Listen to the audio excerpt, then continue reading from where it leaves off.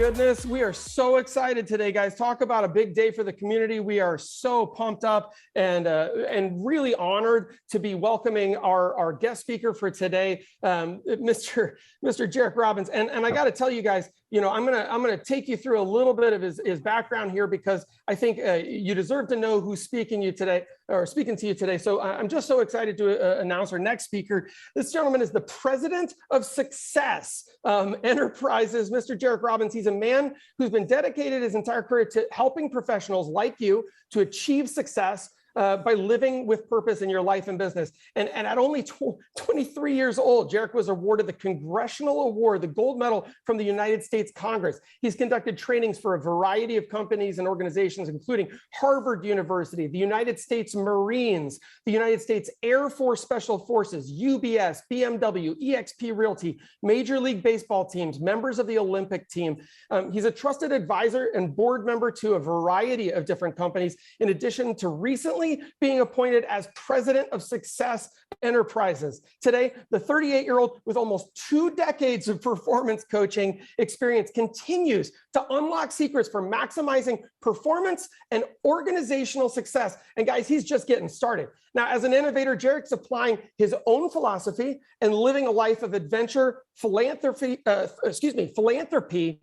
entrepreneurship. And whether it's cage diving with great white sharks, hanging with silverbacks in Rwanda, whitewater rafting down the Nile, you guys got to check him out. Working as a volunteer in underdeveloped regions, Jairek is out in the world and he's living fully. He's loving deeply and striving to do something matters. That aligns with what we do here in the community. So let's give a huge welcome for Mr. Jairek Robbins, our guest speaker for today. Jairek, thank you so much for being here. We are so excited to hear you today. Where are you, buddy? Hold on. Oh my gosh, there we go. I was muted and talking to myself over here. I've done so much, but apparently unmuting myself was not my talent in life. How y'all doing? We're doing great, my friend. I mean, I got to say, that was probably the best introduction I've ever had. It's almost like I wrote it myself. Powerful, though. Powerful. Thank you. Thrilled to be here. Very, very excited. I would love to know, before we get started, just in the chat box, I'd love to know, what's the number one thing you're focused on right now? And my job is to help other people succeed. I have a friend of mine, he had me talk to his dad, who's done very well in life. He's an older gentleman who retired recently. He's the 10th richest guy in his country. And he gave me one of those fatherly moments of, I'm really proud of what you'd helped my son become. Thank you for working with him. I'm now proud of him. I was worried about him before, but what he's accomplished as a man now, I'm very proud of as a father. And I was like, well, thank you, sir. It's been great working with him. And he said, well, tell me about what you do. And I said, well, my job is to help other people succeed. My job is to help them accomplish everything they're after. And at the end of the conversation, he said, I finally understand what you do. And I said, what is it that I do? He said, you are a Sherpa. I've never been called a Sherpa before in my life, but I smiled, said, okay, I don't know if that's a compliment or a backhanded compliment, but I'm going to listen. I said, what do you mean by that? He said, my son was trying to figure out how to climb his mountain of success, and you're the one who guided him there successfully and helped him find the peak. I went, oh, I thought you meant I'm the guy who carries all his shit around. And he started laughing. He goes, no. He goes, you knew how to help him figure out which path to take. You knew how to help him make sure he didn't fall off the side of the mountain. You knew how to help them navigate the random stuff, the wind, the rock slide, the mud slide. You knew how to help him figure out what to pack so that halfway up Mount Everest, he didn't find out he forgot to put the oxygen tank in the back. You knew how to help him navigate each part of the journey. And now I can step back as a father and observe that my young man is a son. He's in his 40s. He's not a young man, but my son has peaked a Mount Everest. And I can be incredibly proud as a father to say, wow, I'm proud of you, son. You've really done something with your life. And he says, you're a Sherpa. That's what you do, whether you know it or not. And I smiled because one, again, I'd never been called a Sherpa before in my life. And two, it stuck with me ever since. And I said, I think that's one of the best ways of describing what it is that we really do. We're here to help people navigate their mountain of success. And so when I ask you, what are you focused on? All I'm asking you is what's at the peak of where you're focused right now. If you're looking up the mountain and you see a very specific point you're trying to get to, what is at that point? What did you place at the peak of your mountain? And let me see real quick. I see growth, personal growth, business growth, attraction, residual income, work as hard as possible to make my dream come true. And it's happening. Congratulations, Jenna. Serving others, work-life balance, meeting my goals, growth. Well, Lexi, I'm excited to hear this session too. Thank you. Impact, complete financial freedom. Awesome. Awesome. And I'm sure all of you are wildly specific on what the numbers are. A friend told me people who don't like the measure don't like to be held accountable.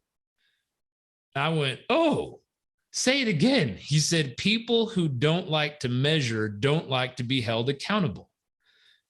I went, that hurts. And so I look at whatever's at the peak of your mountain. How are you currently measuring that? How are you currently measuring the things at your peak? I saw growth or impact or serving others. How are you measuring that?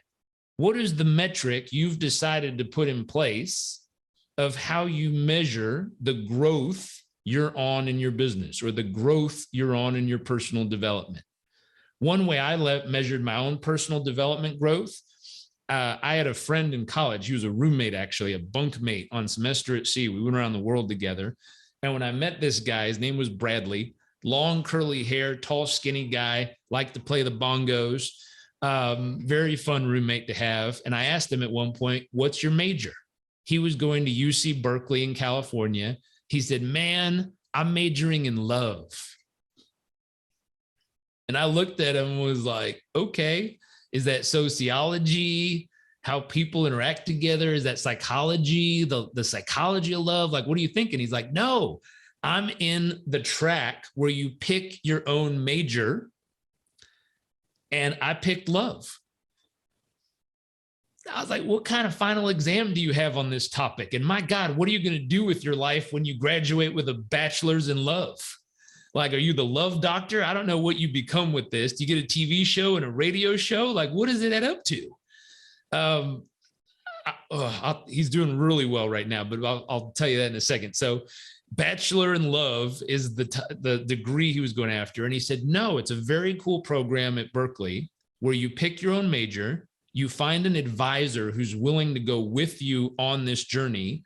You write out the practical things you must master along the way. You help with your assistance of your advisor draft the practical exams you have to be able to meet in order to graduate.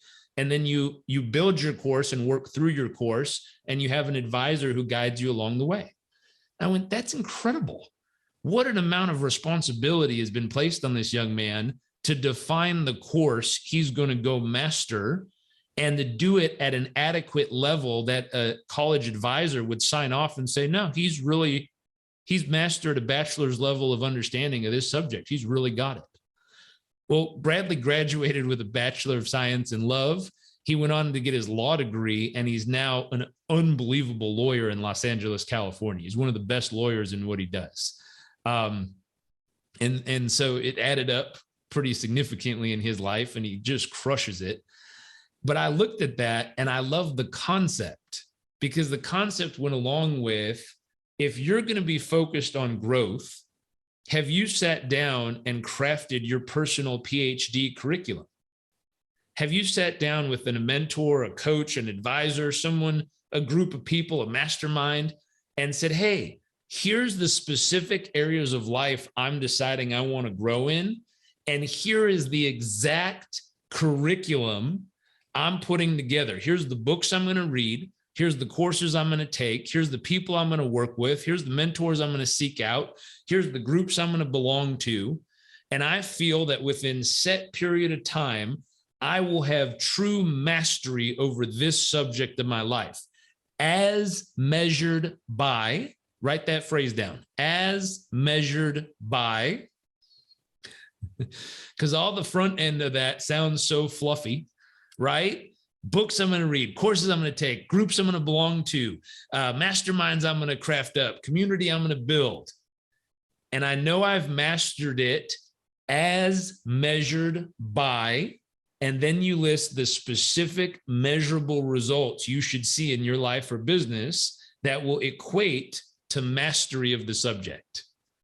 I know I've learned this subject, I've lived this subject to the point that I have mastery over it because these are the specific life results I now see have changed in the following measurements.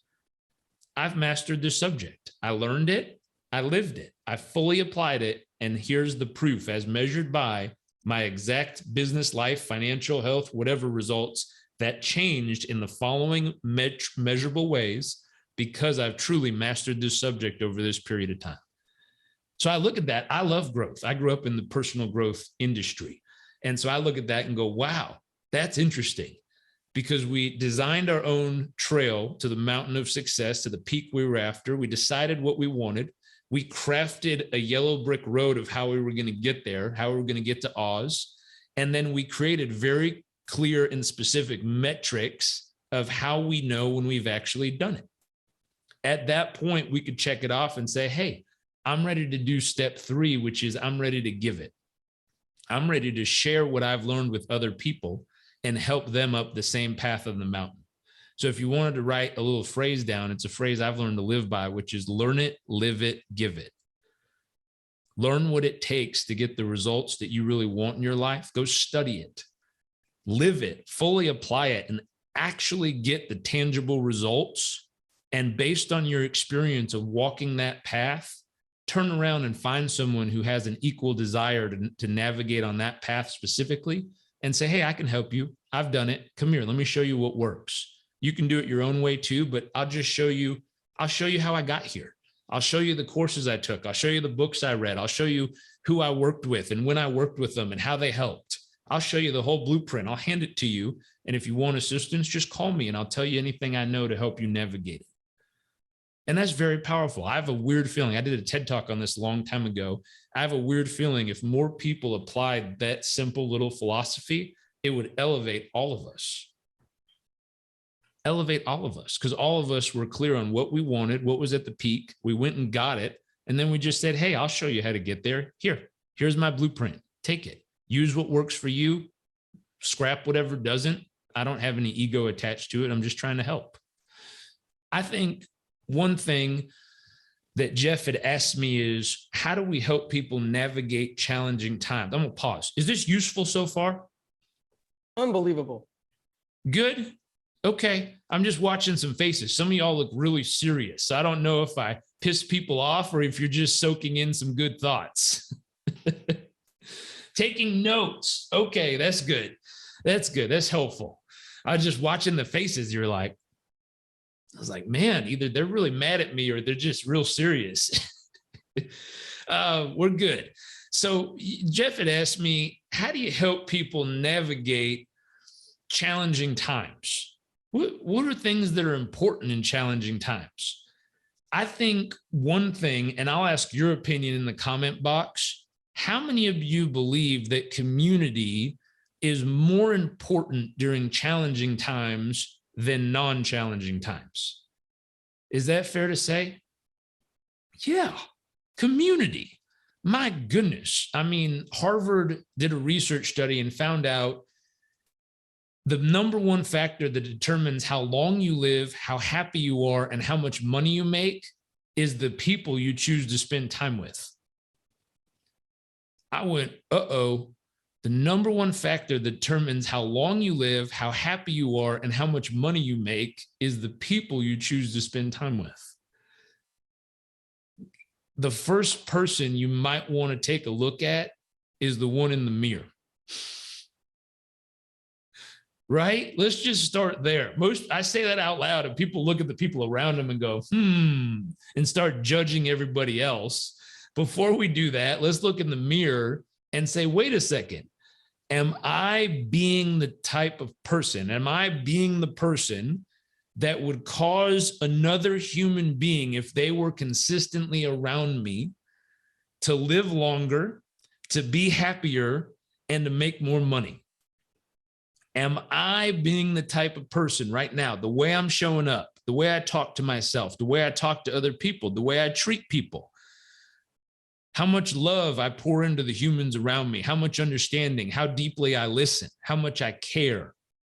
Am I being the type of person that causes the people around me, the direct influence that I'm connected to, am I causing them to live longer, be happier, and make more money by the way I show up every day? If you are, high five. That's amazing. That's amazing. Share your secrets. I want to know how you do it. Am I being the type of person that directly causes people next to me to be happier, to live longer, and to make more money?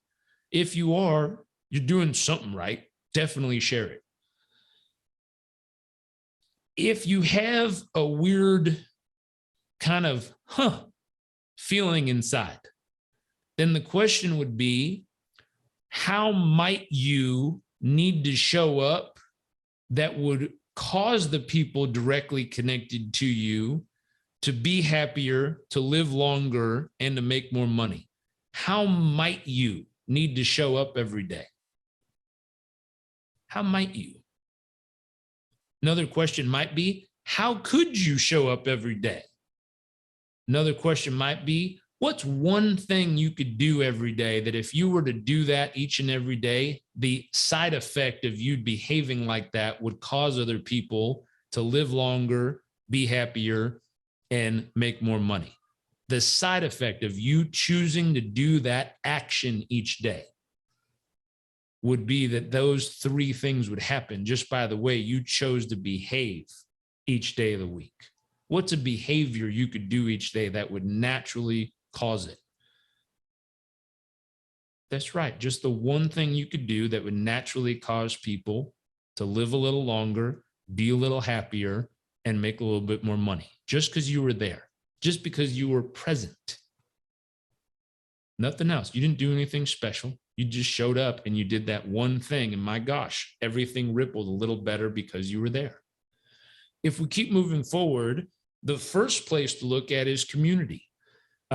There's this phrase people often use nowadays. It's a big phrase. It's self-care. I love self-care. My gosh, I think things that qualify for self-care are meditation, yoga, praying, journaling, gratitude lists, stretching, working out. I'm going to pause real quick. How many of y'all stretch at least 20 minutes a day?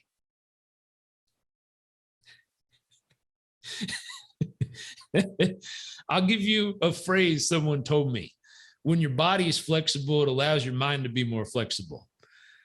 Now I went, gosh darn it. Don't tell me stuff like that, because I just don't want to do it. I know it's good for me. I know it'll help me live longer. I know it'll keep me from getting old and breaking a hip one day. But my God, I mean, it's just boring. Like, I just don't want to sit there and touch my toes and twist my back. But then I started doing it. I'm going to do 10 minutes a day, man. I'm just going to touch my toes, stretch my arms, go like this, go like this, go like this, go like this. I'm going to do it 10 minutes a day, see what happens. And they were right. When you train your body to be a little more flexible, for some reason, your mind gets a little more flexible. I don't know why or how it's correlated, but it is. Somehow it's correlated that when you train your body to stretch, it causes your mind to stretch just a little and be open to creative ideas that you might not have seen before. Something special. It's like people who get crafty ideas in the shower. All of a sudden you're in there scrubbing your hair and you're like, oh, that's what I've been trying to figure out. Same thing. You just stretch for 20 minutes and all of a sudden, bingo, the idea hits you. And it's right there. Moving forward, it gets the energy flowing. It totally does. Mind-body connection. Absolutely. So moving forward, we got to think about it. How can you be the type of person that naturally elevates others just by being present in the way you choose to show up? What's the one thing you could be doing every day that would cause people to live a little longer, be a little happier, make a little more money just because you were there? By the way you chose to show up, it elevated the team around you. If we keep moving forward on this concept, then we would ask, okay, we've looked in the mirror. For those of you who look in the mirror, and I'm just going to ask a raise of hands, there's no judgment on this, just truth. How many of you look in the mirror and the first thing that comes to your mind isn't always the nicest thing? Like you observe yourself and you just got one of those little like voices that follow you around and instantly points out that like your one eyebrow hair is a little up and over and you're like, gosh darn it. Like any of you have one of those where your voice just sees the things that are wrong with you instead of the things that are right with you? Yeah. It happens. All of us have times in our life when that occurs. I'll give you a clue. The most often time when that'll occur is when you have bad sleep. When your sleep quality is low, for some reason, it's easy for your brain to get a little away from you and start looking at what's wrong with your life instead of what's right with your life. If you look at relationships, one of the biggest arguments that pop up is when two people have not had consistent good sleep, or even 1 or 2 nights of sleep off, there's an explosion coming around the corner of an argument. Just like, And so that piece of, if your mind tends to gravitate towards what's wrong instead of what's right, check your sleep. 2, go for a walk. I mean, get outside and just go for a 20-minute walk in the sunshine in the morning, ideally, and watch what happens. If it's really stuck, take a 3-minute ice cold shower. For some reason, after a 3-minute ice cold shower, our brain's like, wow, I look really good. I'm like glowing and stuff. This is great. I mean, our brain completely changes. There's chemistry behind that. It actually fires off your adrenal glands, and when your adrenals fire, it's like runner's high, where you just feel elevated. It elevates your mood. It makes you more resilient. It makes you less susceptible to pain. Like, it's amazing what happens just firing off your adrenals. And it happens about a minute and a half into an ice cold shower or ice cold plunge or one of those cryotherapy things. And so those are some things that might cause ourselves to elevate back to our best if our filter we're seeing through is causing us only to see what's wrong. What's interesting is if you come back, I love that. Lexi just said, I intentionally look in the mirror when I feel amazing to train my filter to see myself in that way. That's really smart. That's really smart. Elevate yourself, go work out, hang out with some friends, do something that makes you feel like your best self, then go look at yourself in the mirror and make your brain train itself to see yourself at your best constantly. That's a really great idea. You want to write down a phrase: neurons that wire together, neurons that fire together, wire together. Neurons that fire together, wire together. Meaning we train our brain through neural connections, meaning when we do something, every time we do something, a little neuron fires off a signal and connects to another neuron. And when you do something over and over and over and over and over and over and over again, it creates so many synaptic bundles and connections that it becomes the neural path our brain is used to going down. Let me show you something. Can I do a screen share? Or is it going to mess anything up? You're good. Rock and Good. roll. Okay. Let me throw this up here. Let me know if that is up on the screen in just a few seconds. Is that there? We can see it. Perfect. Thank you, sir. There was research done at Yale University, and they found out that when they had someone do something for the first time, their brain signals would shoot up. They would shoot up. And then there would be this active brain movement like this. And then when they stopped, they'd come back down. And it was like, wow, that was amazing. Then after the 5th, the 7th time, when someone started the same task, their brain signals would shoot up, it would drop to a gentle hum, and then it would shoot up again when they switch tasks and then drop. This part right here, they calculated that roughly 40% of what we do every day is in autopilot. 40% of what we do every day is autopilot in our brain. And so the question is, what does that mean? What does that mean? That means we've done it so many times that our brain is conserving calories and not firing off all the brain signals, and instead drops into autopilot mode, meaning a gentle hum of activity, and allows our brain to keep going without consciously being aware of the program or process we're running. How many people know a time in their life? There you go. Floyd just said, that's how I ended up going to my old house so many times after I had moved. Isn't that interesting? How many people have done something like this? Where like you start driving, you're good, you park, you look up and go, where in the hell am I? And you don't even have recollection of how you just went from point A to point B. Something in the middle was literally autopilot. Literally autopilot. Your brain went on to autopilot and it navigated itself back to what it's used to doing. In Floyd's case, it drove him to the house he's always lived at or used to live at. Now, here's a question. What have you trained into your autopilot around relationships in your life? Whew, this is about to get interesting. Have you trained your autopilot to look at your significant other and see what's right with them or see what's wrong with them? Talk about a way to kill a relationship. Imagine training your autopilot to look at your significant other and always see what's wrong with them. Whew. I hope you just don't say it out loud, but my God, let's retrain the autopilot. And I'm not saying pretend like they're perfect, but if 75% of the time you trained your brain to look at them and see the things you appreciate about them, do you think you would emotionally feel different about them? Absolutely. I saw a couple of people's faces. They just had an epiphany of why all the relationships they've been in end. Sorry. Didn't mean to be rude, but there's truth there. Oh my God, I trained my autopilot to look at what's wrong with them all the time. And every time I saw them, I saw what was wrong with them. And after so many months, I was like, this is a horrible idea. I'm out. That's what happened. We just trained our autopilot to hunt for the things that were wrong with them. What if we traded our autopilot to hunt for the things that were right with them? Some people accidentally do this with their kids. Right? Oops. Some people accidentally do this with themselves. We trained our autopilot. And so one thing I'd become really conscious of is how have I trained my autopilot in terms of relationships?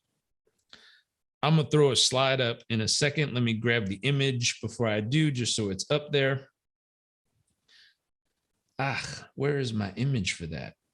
1 second.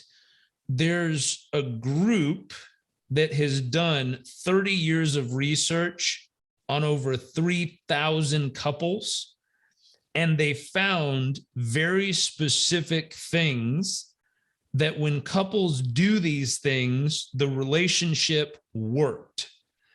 They also found out that when couples did not do these things, the relationship eventually fell apart. And I was like, wow, well, that's some good research. 3,000 couples over 30 years. And they kind of narrowed down what are the 7 things people need to be, there it is, people need to be consistently doing in order to have a high quality relationship that lasts. Would that be useful for you all? Yeah? Okay. So John and Julie Gottman, they're therapists. They studied 3,000 couples for 30 years. And these are the 7 things they found that, when done consistently, cause people to have better relationships. Number 1, I'll zoom in here. Number 1 is build love maps. Build love maps. What build love maps means is to know what the future looks like for your partner. Where are they trying to go? What are they wanting to accomplish? What are they wanting to experience? What are some of their bucket list items? What are some of the things they hope they never have to experience in life? What are some of the things they want to make sure that they get to avoid and don't have to get caught up in? I mean, you want to know, where is this person trying to go? The other question is, you want to know, how can I help them make that happen? How can I help them make that happen? This is a great thing to discuss weekly, daily, monthly, yearly, quarterly. How are we doing? Are we on path to make your dreams come true? Are we on path to help you accomplish all the things you dream about in your life? How can I help in making a little bit more of that happen this year? What can I do this quarter to help you have a little bit more success in the things you want to be successful at? Second, share fondness and admiration. This is way simpler than most people think. This is based around thank yous, and I appreciate you, and I'm grateful that you did that. Thank you for cooking. Thank you for cleaning. Thank you for showing up. Thank you for taking out the trash. Thank you for listening to me. I really appreciate you took time to listen for the last 20 minutes and stood present. That means so much to me. Thank you for handling that. Thank you for helping me. Thank you for being there. Thank you for hugging me each day. I really love when you do that. That's all this is. It's all the thank yous, the little tiny thank yous. I'm going to pause for a second. Who in your life could you say thank you to a little bit more often? Who in your life could you say thank you to a little more often? I'm saying just acknowledging something so simple that they do each and every day that oftentimes might be not getting acknowledged right now. How could you do a little bit more admiration? I really appreciate when you do that for us. I'm really grateful when you do that for me. I'm grateful you give me the opportunity to do this for you. That's another gratitude. I'm grateful you give me the opportunity to love you like this every day. It's something that makes me feel alive, and I appreciate the opportunity to do it every day. That's a big piece of gratitude. Moving forward, turning towards instead of away. This one's simple. When a partner, a spouse, this could be a business relationship, if you want a business relationship to last, when your partner asks for your attention, it's called making a bid for attention. That can be, hey, look at this. Check this out. Oh, wow. Did you see this? Anytime they're making a bid for your attention, the relationships that lasts are people who stop what they're doing and turn towards and say, let me see. Now, I'll warn you, this is the exact opposite of everything we teach in productivity and time management courses. Those courses are not meant to make a relationship that lasts. Those courses are meant for you to be wildly productive and get shit done, as the book is called. Like, this is where you need to have discernment and say, at what point of the day is it smart to stay focused with no distractions and quote unquote get shit done? And at what part of the day do I need to turn that off and practice turning towards? That when they say, hey, check this out, you go, ooh, let me see it. That's interesting. Where do we have to practice this? I'll give you a moment. Who and under what circumstances could you do better at turning towards instead of turning away? With who and under what circumstances could you do better? You know you could.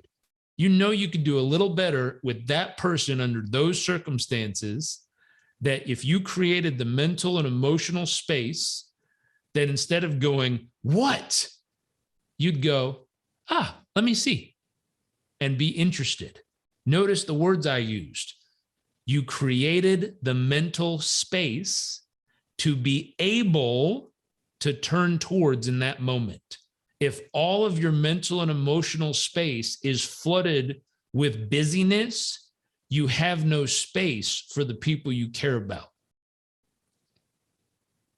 Meaning, let me draw it for you. If this is you, I don't know why, but we're going to have big muscles. If this is you, only one arm though. There you go. If this is you, we have big muscles, and psychologically,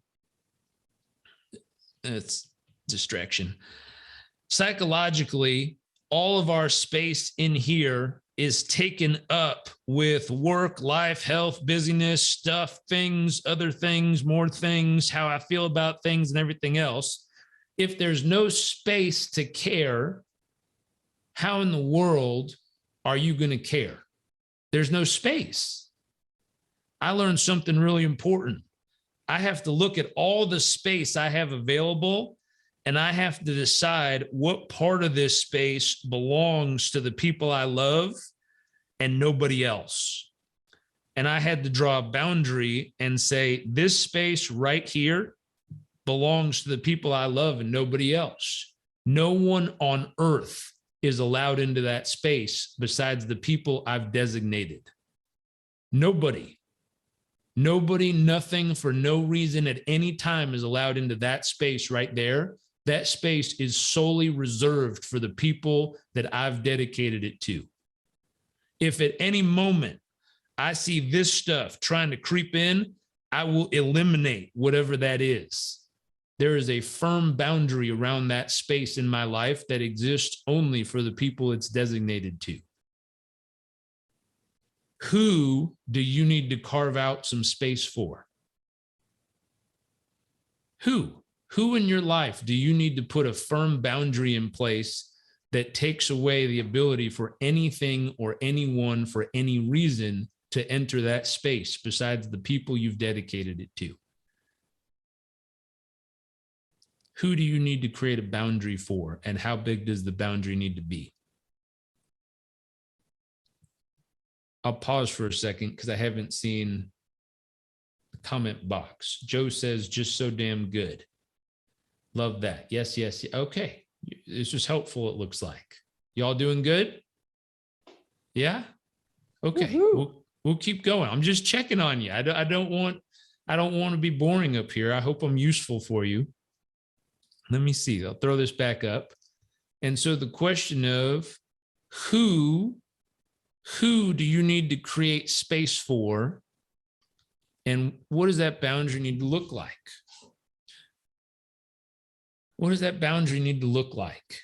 Because if you can't create the space, you will not have the space in order to turn towards them, because they'll say, I need you right now. And you'll go, ugh, I'd love to, but I'm busy. I just can't. Give 1 minute, just a second. I got to get this. Hold on. Ugh.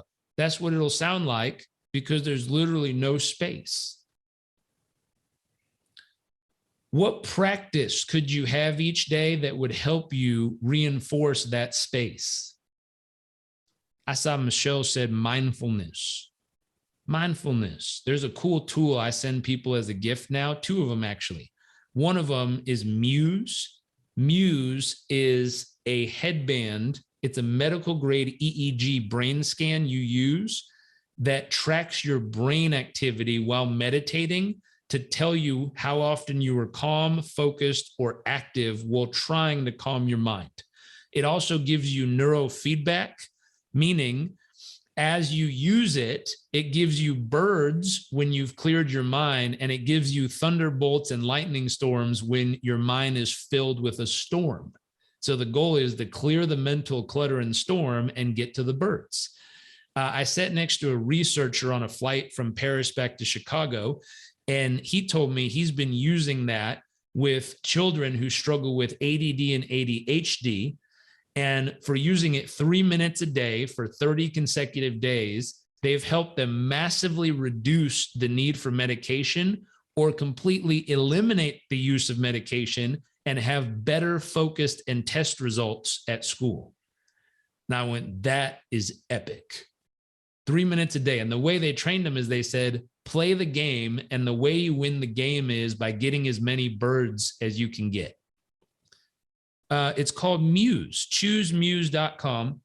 If you're in the US and you want a discount, you can use my code. They allow me to give people, I think, a 15% discount off of it. It's highperformancemuse.com. I have a code for that one. I don't have a code for the next two I'm going to tell you about. Another one I just started playing with is called Mendi, Mendi. Muse is a closed eye meditation device. Mendi is an open eye active game. So you put the thing on your forehead, you open your phone, and it's training your brain. As you send blood flow to different parts of your brain, the thing goes up. And when the blood flow decreases, it comes down. And when you focus and the blood flow gets there, it goes up. And so you actively play the game and try to drive it up by driving focus. Remember the phrase, neurons that fire together wire together. These are active tools you can use every day to train mindfulness into your brain's neural network so that it can stay present and aware. There's another device you can use. It requires a polar heart rate strap, like one of those running heart rate monitors. And then the app is Elite HRV. Elite HRV. With Elite HRV, a friend of mine, Dr. Leah Lagos, I'll come back to this in a moment. A friend of mine, Dr. Leah Lagos, she's in New York City. She works with hedge fund managers, NFL athletes and coaches, professional golfers, Olympic athletes. She does biofeedback. So how well your heart and nervous system is responding to activities around you. She has a free course in the Elite HRV app you can download. It's a free course. And over, I think it's 10 weeks, it helps you recalibrate your entire nervous system to calm. It's 20 minutes of practice in the morning, 20 minutes at night of just breathing. That's the whole thing. It just helps you breathe, and you breathe with the little dot. It goes up, you breathe in, it goes down, you breathe out. On week 7, she said, it's like a screen door goes up or a force field goes up around your mind, and things that used to trigger you, trigger meaning when it's said or observed or spoken, it causes your heart rate to spike without any physical motion. It just triggers you and your heart rate shoots up into fight or flight. The activation for most people is 95 or 100 beats a minute without movement, meaning you're sitting still, breathing normal, and your heart rate just shoots up. That means you lose access to your prefrontal cortex, which is the decision-making part of your brain. So when that happens, you're triggered. When you're triggered, you can no longer hear what the other person is saying. In relationships, one of my favorite things to do when a couple's having tension, get little heart rate monitors, have them start talking, and watch how quickly one of the two's heart rate just shoots over 100 beats a minute like that. And I go, oh, they're triggered. They can no longer consciously comprehend what the other human is trying to say to them right now. That's interesting. Wow, we just lost the ability to hear the other human. This happens in contract negotiation. This happens in trying to influence a buyer or seller. This happens in communicating with your loved ones. My gosh, you get triggered, your heart rate shoots up, and it literally like blocks your ability to hear what they're now saying. Whoops. In golf, when you get triggered because you had a lousy shot or another golfer gets in your head, you lose access to your fine motor movements. Meaning, if you've ever played golf, all the little tiny adjustments they make in their hands and wrists while hitting, they lose complete access to that when they're triggered. Their golf game goes to crap. It just falls apart. And so they go to her to train themselves how to get triggered, and within 2 breaths, how to come right back down into the zone so they can play their game and have their fine motor movement back. I'm going to ask a question.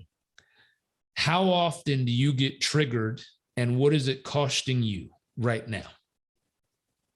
How often do you get triggered, Meaning, what are the things that if someone says, or you see, or it comes up, or it catches your Instagram feed, or like, how often are you getting triggered right now to the point that if you were honest and measured your own heart rate, I use a little Fitbit and a Oura ring and a Whoop and the little finger thing. If you measured your own heart rate and watched throughout the day, how often is your heart rate spiking because something gets you? And I don't even know what it is. I just need to know that it's spiking. And if it is, then the key is, could you go do the 10 weeks free course of Elite HRV? And could you recalibrate your entire nervous system to calm so that when the triggering event happens, you acknowledge it, you appreciate it, you adjust it, and move right through it. And it doesn't even have an effect on your nervous system. It doesn't mean you don't filter it, you don't have an objection or a feeling. What it means is you control your response instead of it taking control of you. I was like, damn, I wish the whole world would do that for 10 weeks. Because my gosh, it would help us right now. Whew. Right? Like that's the whole world. Like I need Oprah to call a Deepak Chopra world prayer meeting where we all come together and do breathing for 10 weeks, 20 minutes in the morning and at night. And then 10 weeks from now, the whole world might be able to communicate a little better with each other. Wow. I don't know how to get to her, what we have to convince her to say, but my gosh, I'm pretty sure it would help. And I don't know if I'm just using that as an example because I've seen her do stuff like that before. But like someone needs to call the whole world together and be like, come on, let's do it. Everyone in 10 weeks. We're going to do it in the morning and do it at night. And eventually we'll be in this place where we have kind of this force field experience. Now, I'll warn you, NFL coaches, golfers, athletes, Olympians, they come to her and they say, I cannot lose my intensity. If you tell me I'm going to be mellow all the time because I've recalibrated to calm, can't do that. Like I'm an NFL athlete. I need intensity, raw chaos in my mind. And she's like, yeah, it doesn't take any of that away. It just gives you the ability to have a brake as much as you currently have a gas pedal. It gives you another option by choice. Now I went, okay, that's cool. Because I tried to tell my dad about this. My dad is one of those very animated, intense, chaotic, crazy people when he's getting shit done. And he's like, oh, hell no. I'm not doing anything that's going to calm me down. Like I need to go. And I was like, it's not going to calm you down. It's going to give you a second gear. And now what's funny is so many years later, he actually brags about it. He brags about the ability that he was horrible at it and through practice became great at it. And now he at will can determine how intense he goes. He can slam on the brake and bring it right down. It's very empowering to have that control. Okay. Is this useful so far? Can I get a thumbs up if we're still good? Awesome. I see a couple thumbs missing. Okay, there they are. Okay, just checking. Let's throw this back up here. So can we create the space to be able to turn towards the people we choose to? Next up, the positive perspective. This is critically important. If you have a business partner, if you have clients, if you have a friendship, if you have a business relationship, if you have a spouse, significant other, partner of some sort, believing that at their core, they're here to do the right thing. Believing that deep, deep down in their core, their soul, the deep innards of who they are, you believe there's goodness there. That's keeping the positive perspective. I look at them, and even though sometimes they do stuff that doesn't seem like it's the most positive thing in the world, I believe in their heart and soul, they're still a good person. And overall, they're trying to do good in their own way. If you can deeply believe that, it tends to make a relationship last. The moment you believe, deep down inside, they don't have it. They do not have the good in there. They're evil. That they've transitioned from one side to the other. That will cause the relationship to fall apart. Positive perspective. Next up, managing conflict. Woo. This is a big one. How many of you have someone, by raise of hands, I can see y'all, how many of you have someone that you just don't get along with? Right? I don't know if it's how they breathe or how they walk. I mean, the way they look at you, the way they choose stuff, I don't know what it is. It's just something that you're like, oh, no, never, won't do it, can't do it, not going to do it, rather die, no thank you. If you have one of those people, this is a great place to practice with them. Why? Because if you pick the people who piss you off the most, everyone else will be easy.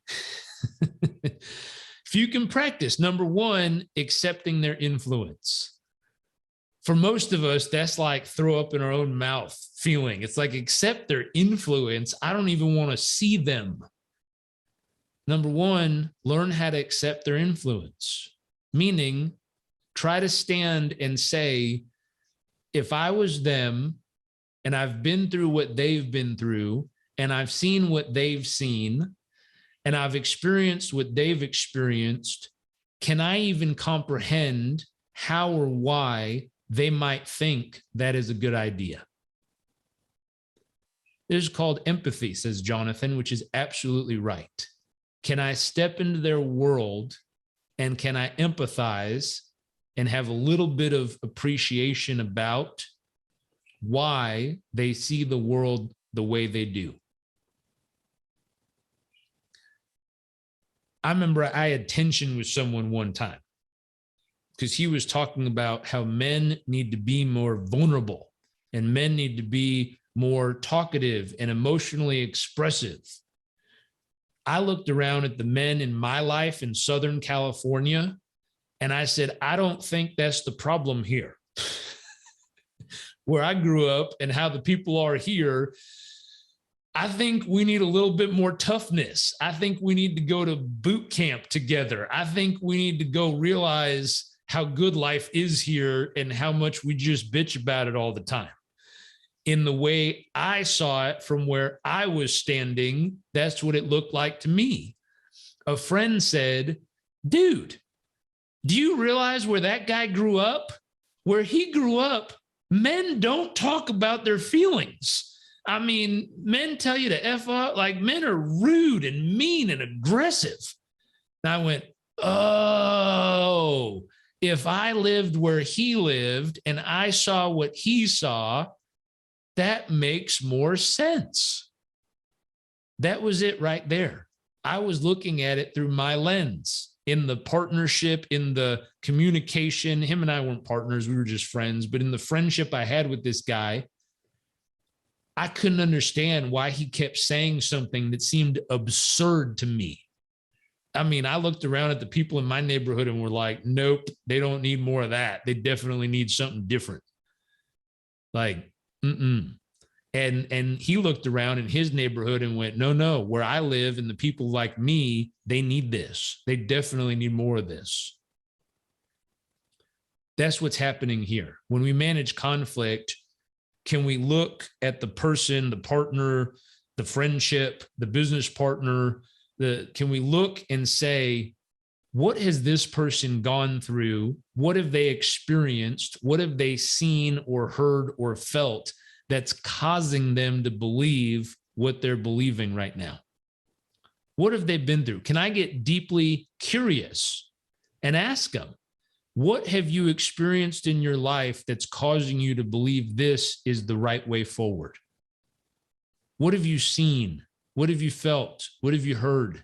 How have you been treated? How have you seen others treated?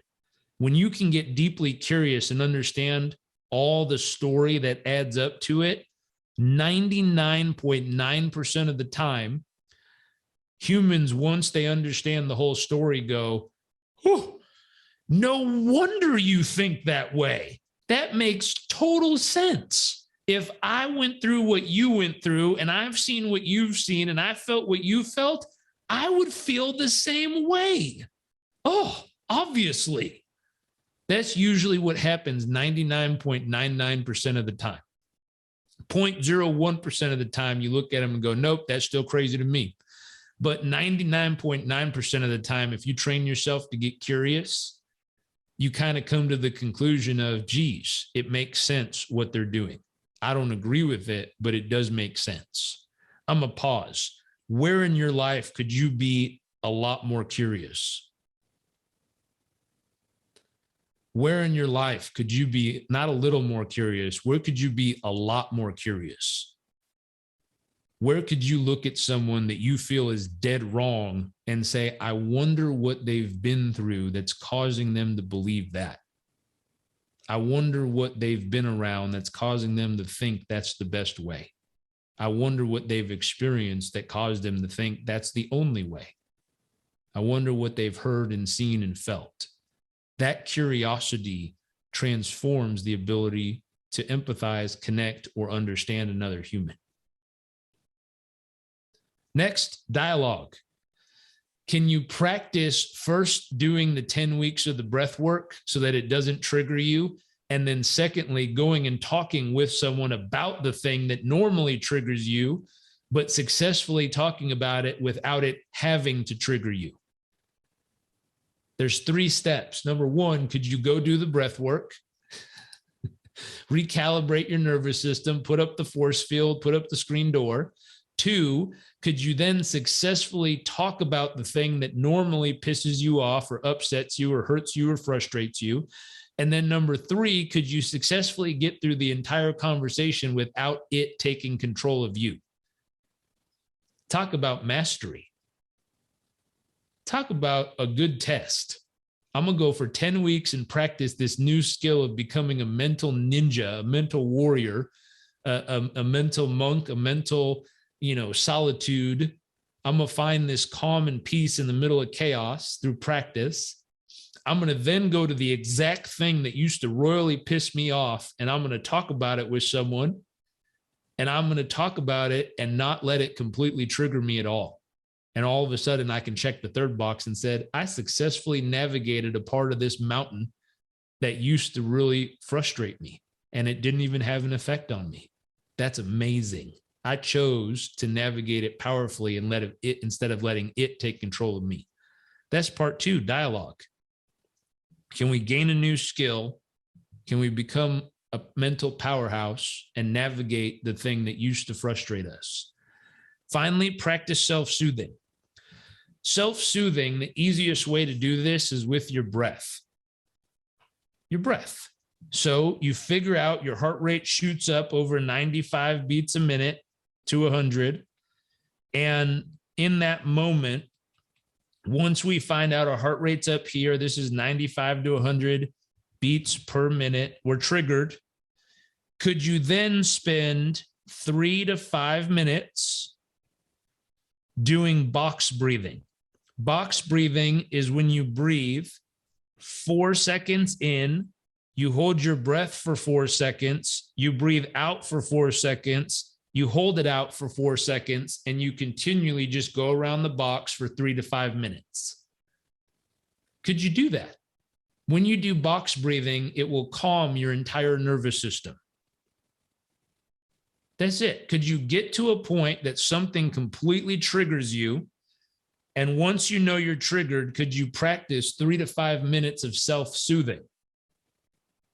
Meaning you just put on a timer on your phone, you let the timer go for 5 minutes, and for 5 minutes, you just breathe in for 4 seconds, hold it for 4 seconds, breathe out for 4 seconds, hold it for 4 seconds, breathe in for 4 seconds, and go. Yeah, that's a positive self timeout. We can call it that. It's the ability where what will happen is your heart rate's up here, and in 3 to 5 minutes with those breaths, your heart rate will come right back down here. You can watch. You can literally put your active heart rate on the monitor and watch your heart rate come right back down. And then feel how empowering it feels to say something mentally hooked me.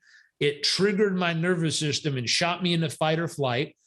I spent 3 to 5 minutes of breathing, brought myself right back down to calm, and walked right through it. Boom, I got this. The fun part is, remember, neurons that fire together wire together. The more you practice this, the quicker you can get back to calm.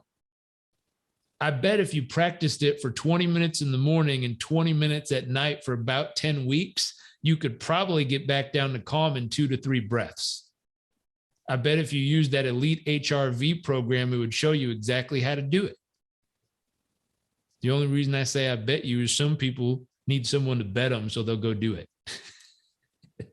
Australians tend to like people that say, I bet you. And then bam, they'll go do anything if you say, I bet you to an Australian. They love it. Finally, last couple, make dreams come true. Make their life dreams come true. How many of you have asked your significant other, your business partner, your team members in your organization? How many of you have asked them, can you give me 3 to 5 things from your ultimate life bucket list? And when we do something really great in our life, can I help make one of those come true each time? I did this for the entire team at Success when they brought me in. I came in, I said, hey, help me get to know you. What are your top values? What are your goals? What are 3 to 5 of your top lifetime bucket list items? Here's my promise. When we hit a big milestone at the company, I'm going to reach into a hat, and in that hat, we'll have everyone's name. We're going to randomly pull someone's name from the hat, and whoever's name comes out of the hat, we're going to take one of their 3 top life bucket list items, and we're going to make it come true as a company. I'm going to turn someone's dreams into reality. Someone's going to say, because I worked here, one of my lifetime dreams has come true as a human being. What's really fun is I asked my wife to write down her bucket list when we first met, and I've had the amazing opportunity of turning a lot of my wife's dreams into reality. It's one of my favorite things to do every year. One of the favorite things I do, she said she always wanted to snuggle a panda bear. Always wanted to snuggle a panda bear. Watch this. Let me see if I can get the video real quick. Let me take this down. I'll throw up. I hope it doesn't mess this up. But she said she always wanted to snuggle a panda bear. We worked really hard. We had the ability to have some time and flexibility schedule. And we flew to Chengdu, China for this moment right here.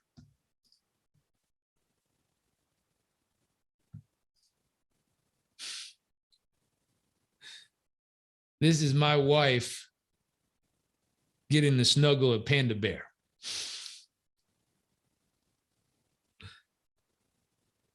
She was out of her mind.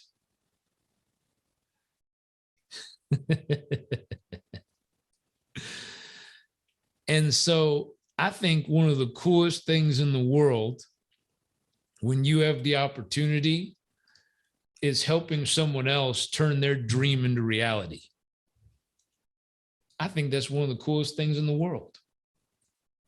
And so this thought of, do you get to know the people around you so well that they're willing to share their bucket list with you?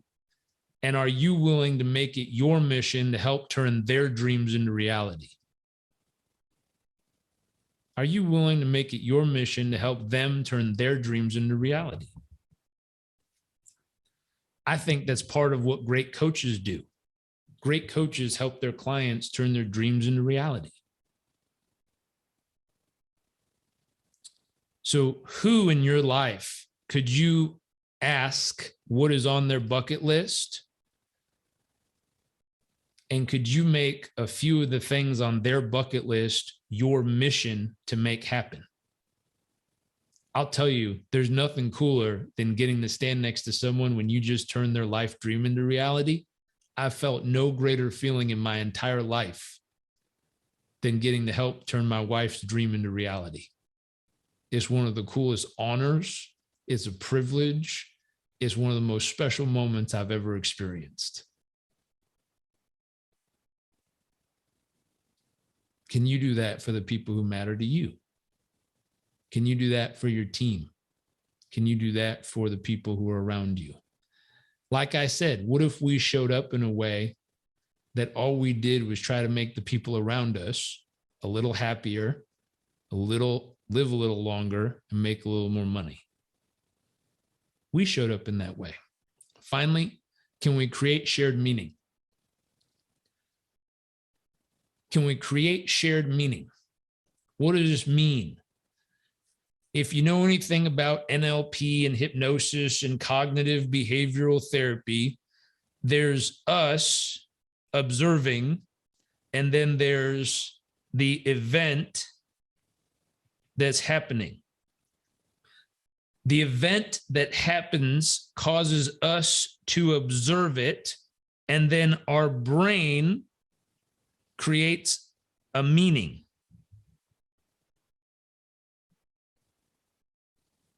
Right? Over here in the event, something happens, and for one person, the meaning over here is, oh my God, that's a disaster. And another person, let's say right here observing, sees the exact same event, and to them they go, oh my gosh, that's a miracle. And you look at the event and you go, wait a second, it's the exact same event. How does one person see a miracle and another person sees a disaster? Huh? What in the world just happened? Person A up here is seeing a disaster, and person B down here is seeing a miracle. Which one is true? They're both true. They're both true. That's right. Beauty's in the eye of the beholder. It's also determined by the filter. So this red line, we can call it a filter of how we've trained our brain. Going back to autopilot. Guess what determines the filter?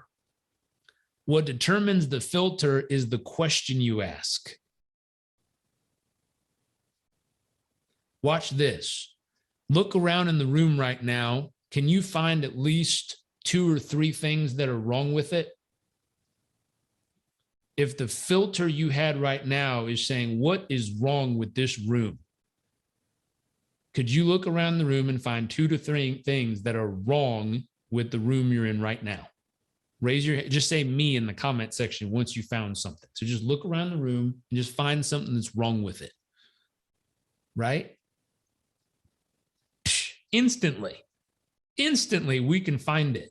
So imagine walking around all day and the primary question you ask yourself is, what's wrong with them? What is wrong with them? Will your brain find an answer, yes or no? Yeah, totally. That's the filter. The filter you're using is what is wrong with them. And your brain's going to come up with thing after thing after thing after thing after thing after thing after thing. Watch this. What if the question you walked around asking every day was, where is the miracle in this moment right now? Where is the miracle in this moment right now? Take a moment, look around your room and ask, where is the miracle in this moment right now? And type me once you can see it. Where is the miracle in this moment right now? Watch this. Where are you blessed in your life right now? Where are you guided and protected in your life right now?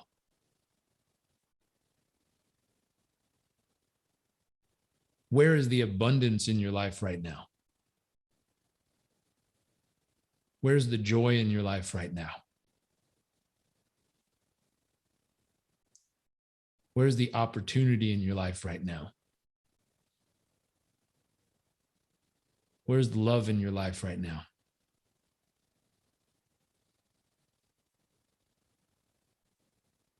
How many of you just felt something shift? You feel that? What changed? I didn't show up at your house and knock on your door and take you for a run or anything. I just started asking different questions and your filter changed. And the moment your filter changed and your brain started hunting for the answer, instantly how you felt changed. Instantly. I was taught by my dad growing up, what we just did very briefly is called an emotional flood, where you ask a series of repetitive questions that causes your brain to go on a hunt for all the things you want to flood into your mind and body.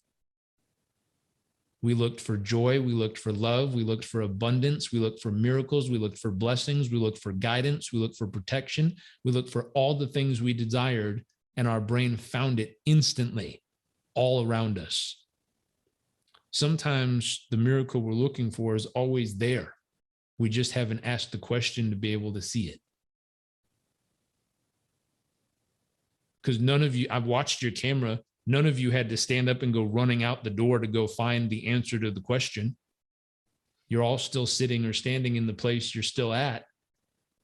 It was right there in front of you the whole time. All you had to do was ask the question, change the filter, and all of a sudden, instantly, you got to experience it. Instantly. It was right there the whole time. Can you create shared meanings? Can you look at the same event and one of you might currently see a disaster and the other sees a miracle?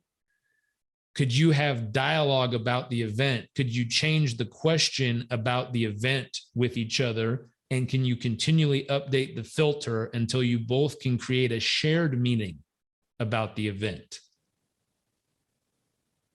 Can one event happen that you both disagree on, but can you have dialogue about it together until both people find the miracle of the event? Could you do that? Could you be able to see the disaster, but still choose to find the miracle? Meaning you don't pretend like it's perfect. You don't pretend like it's not there. You see it, you acknowledge it, you appreciate it, and then you adjust it to the miracle. Could you do that as a team, as a group, as a company, in a relationship, with a partner, with a friend, with your family? Can you see the disaster but choose to find the miracle in it?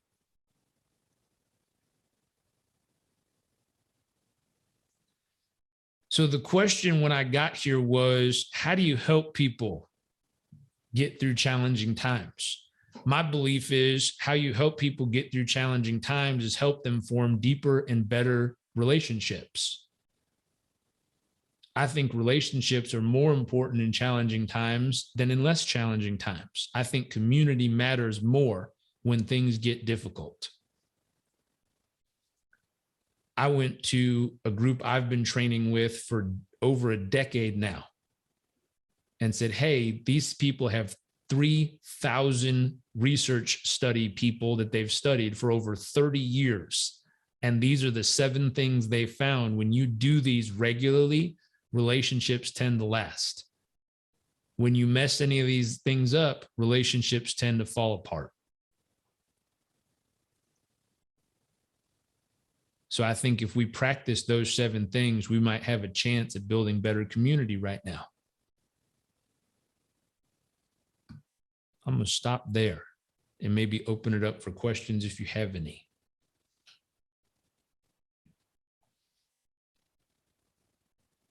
Y'all are smiling now. I don't know what just happened, but y'all went from like super serious to like, y'all got shiny, bright smiles on this side of the conversation. Something good must have happened in between.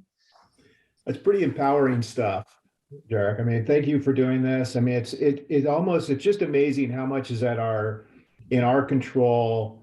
when you give us the tools to so quickly, I just love like look around the room, what's right, look around the room, what's wrong. And then am I going to be walking around today going, what's wrong with them or what's right with them? I mean, it's just so damn simple. So, I mean, do you literally live like that? That must be wonderful. I mean, just to be able to navigate the moment like that, that's just amazing. Yeah, I ain't perfect. I had someone piss me off yesterday, the day before. Happens all the time. But the key is to catch it and go, ooh, I'm triggered right now. I'm literally emotionally reactive in fight or flight mode because of what someone said. Wow, I gave someone else the power to take complete control of me. Whew, I know better than that. That is a horrible idea. I'm going to breathe myself right back down to calm, self-soothe. I'm going to step back. Where's the opportunity to grow? Where's the opportunity to serve? Where's the miracle in this moment? How can I help them get to their peak of their mountain? What mountain are they trying to climb and how do I help them get there?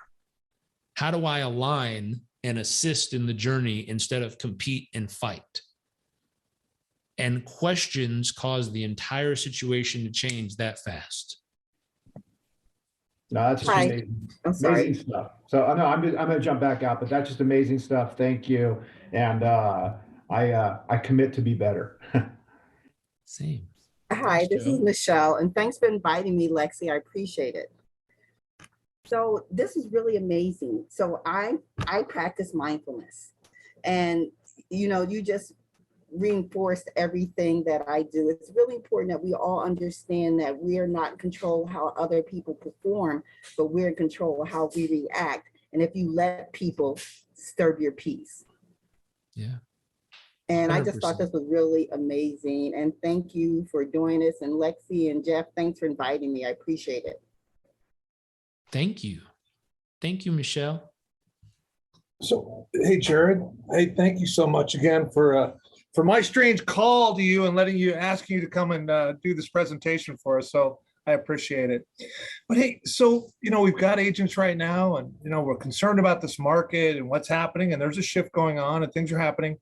And so what I'm hearing is like, well, there's tools that we have to learn to be better at our job. But if we don't have our minds right, is that what you're saying? Like doing the tools, but not having the mind right is not going to produce the results. Because I'm like, okay, it's that scary. I'm like, well, how many calls do I have to make, Jared? Just tell me the numbers. Like, come on, I don't want to work on my mind. Give me the numbers. How many do I have to do that? Totally. And you get what I'm saying? So, I mean, totally.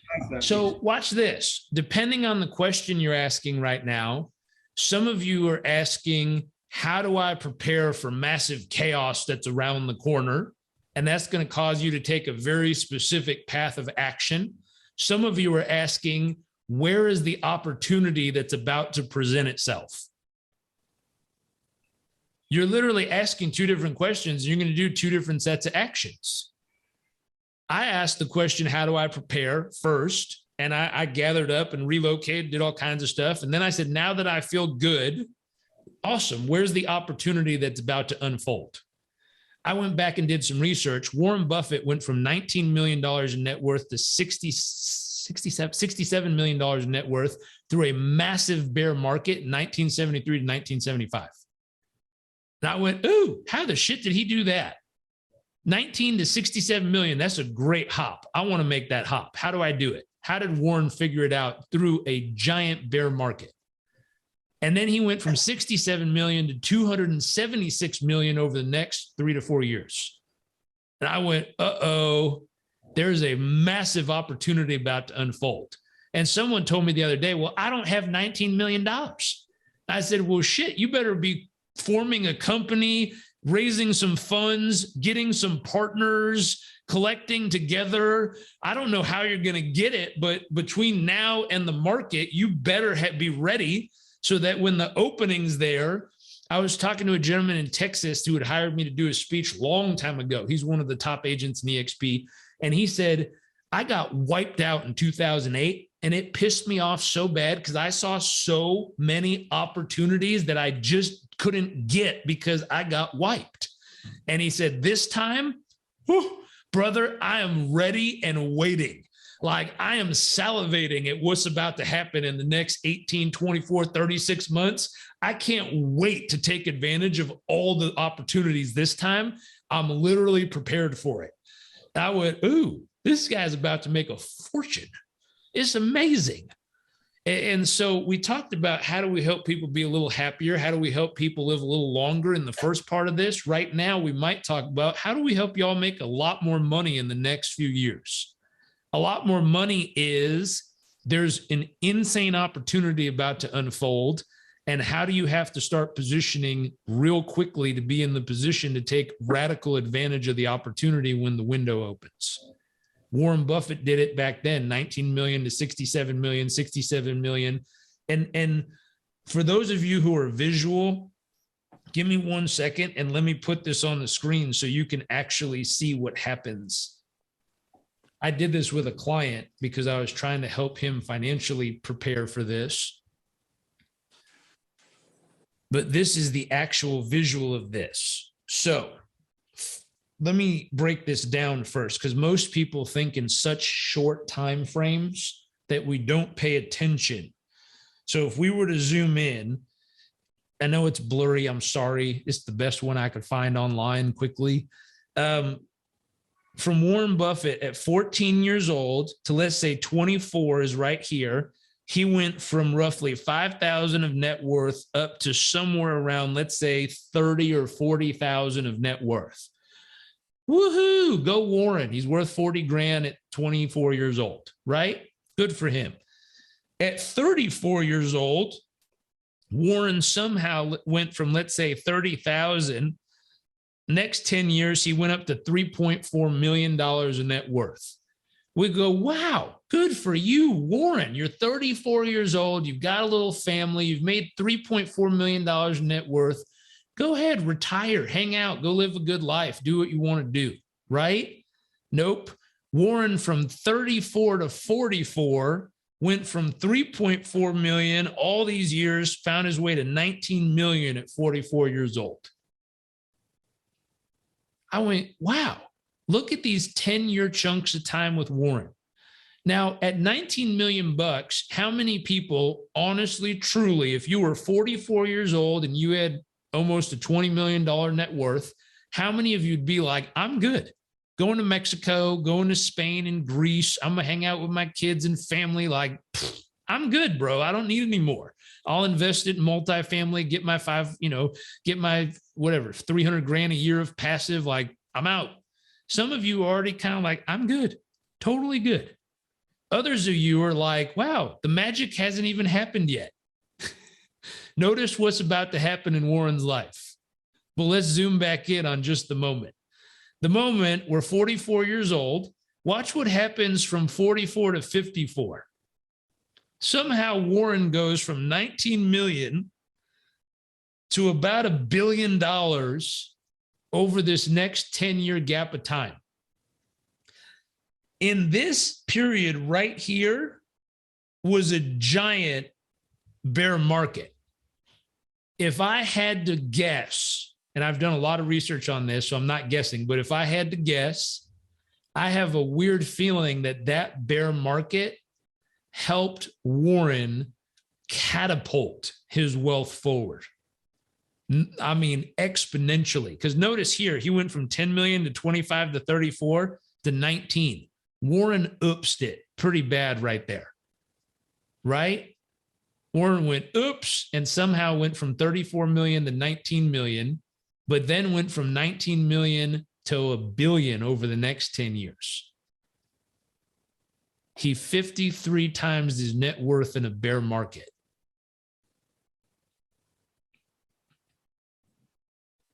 Interesting.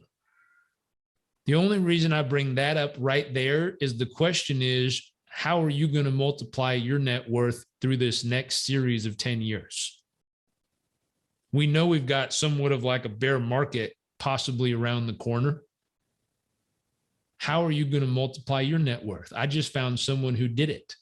This is what I do. When I see something coming, I say, can I find someone who's been through something similar and pulled it off? That's one of the first things I look for. Who is someone who's navigated this path before, and how can I figure out what in the world they did? How did someone get up Mount Everest before?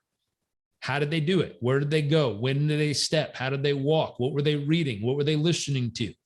Success leaves clues. I want to know everything about this dude in this period of time. Can I have my team go pull articles, pull the investment, pull his public statements, pull everything? I want to know what in the world he did at that time. Everything. Success leaves clues. But again, he's at $1 billion. How many of you at $1 billion, you're definitely in Bali or somewhere, like you were gone? Someone said, I would burn my phone and disappear. Notice, 90% of this dude's wealth hasn't been made yet.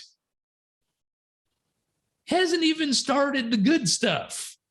I mean, a lot of people here like burnt their phone and disappeared. He didn't even take off yet. Poor Warren's just about to get started. Now, I'll warn you, the years that the research shows our financial power comes in is in our 60s, just so you know. Our 60s is when most people are at their financial peak, in their 60s. I'm looking at most of this room. Luckily, none of us are too close to our financial peak yet. Right? Dana says there's still hope. There's a lot of hope. Notice what happens. So Warren's 54 years old, $1 billion. Look at what happens between 54 and let's call this point right here 64. Warren goes from 1.4 billion up to about 15 billion. What a decade, right? You go from 1 billion to 15 billion in a decade. He still hasn't made the majority of his money yet. Now he's about from 66, from let's say 64, let's find 74. 74 is probably like right here. From 64 to 74, he goes up to, let's call this 40 billion. From 74 to 84, let's call this 84, maybe right here. He goes from 40 billion to 60 billion. And from 84, 94 is somewhere here. I don't think he's there yet, but I have a weird feeling, as old as Warren is, I think in this market that's about to come through, he's about to astronomically grow his net worth again. I think it might be close to his final rodeo, but he's in his 90s, and somewhere around 94, I think this dude is about to literally probably land up way up here.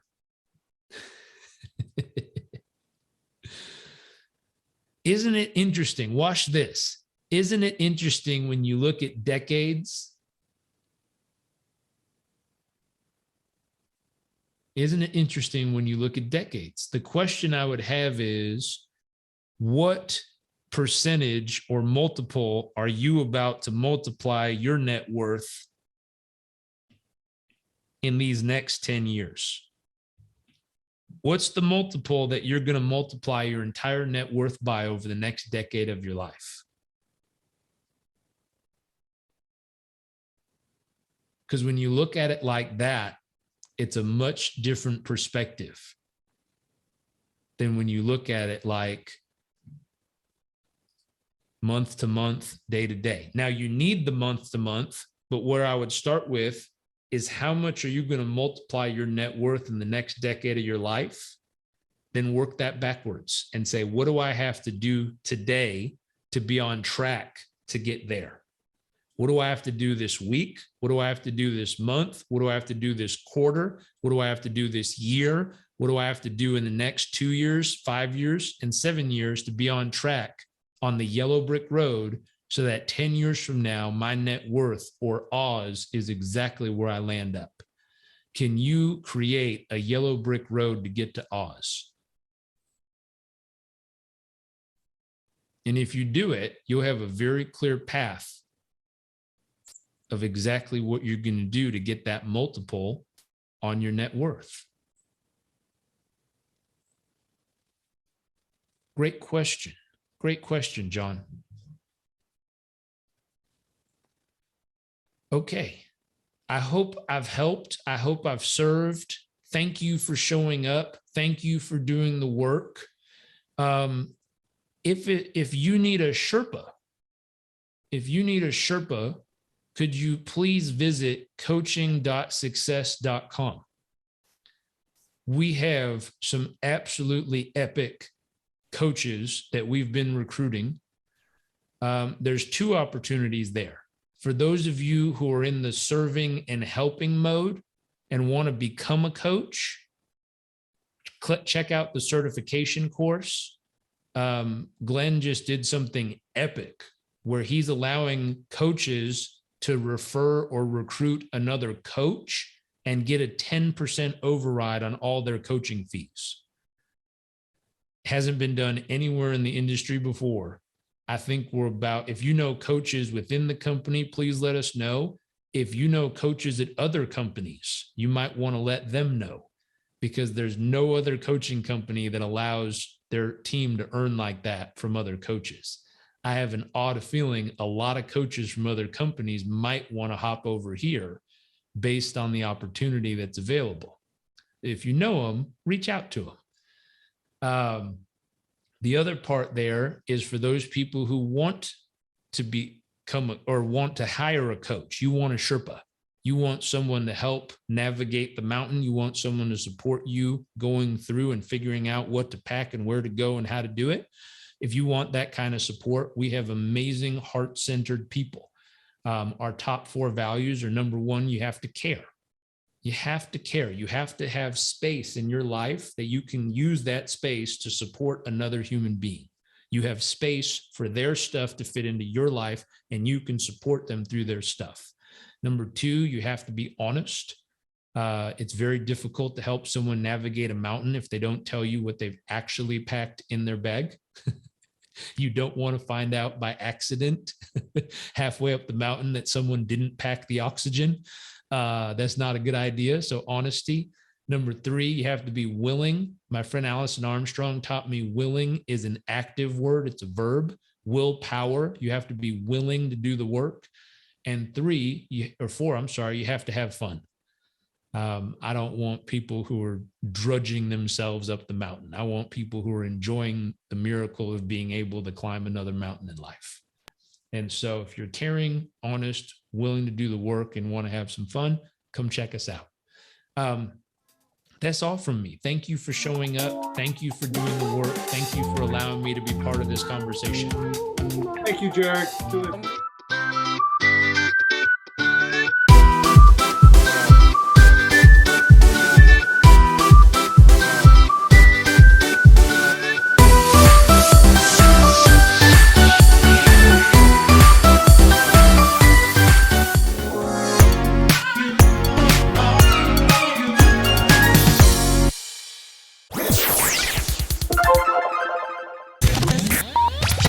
Ooh.